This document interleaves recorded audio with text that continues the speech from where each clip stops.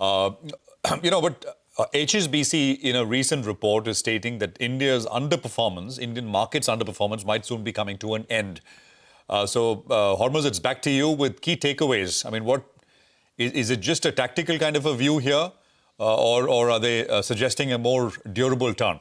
Well, they're trying to look for positive cues for that the tide is actually turning for the Indian markets. They had highlighted 9 key risk factors earlier in their prior note, but now they mention that 5 of those risk factors are now less concerning for them. And among those 5 risk factors include the likes of rate cuts and the fact that we now have a benign inflation scenario. There are tax cuts coming and as resulting in some fiscal support. The valuations after the recent correction are not as demanding as they were previously. There is the impact of the US tariffs on the listed universe is likely to be muted and only confined to specific spaces is what they are saying. And the rally that the mainland China markets are seeing, the outperformance that they are seeing is likely to have very little bearing on our own markets compared to what we have seen in the past. But of course, there are 4 other key risk factors that they are still concerned about. The fact that the risk for earnings downgrades still persist even after the downgrades that we have seen recently. The fact that the new stock issuances are continuing,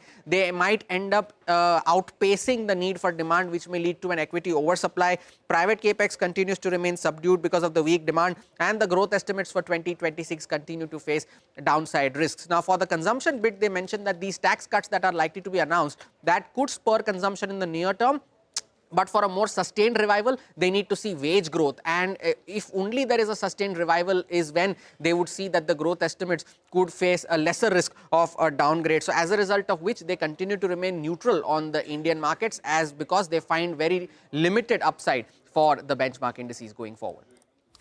Okay, all right. Thanks a lot for that, Hormuz.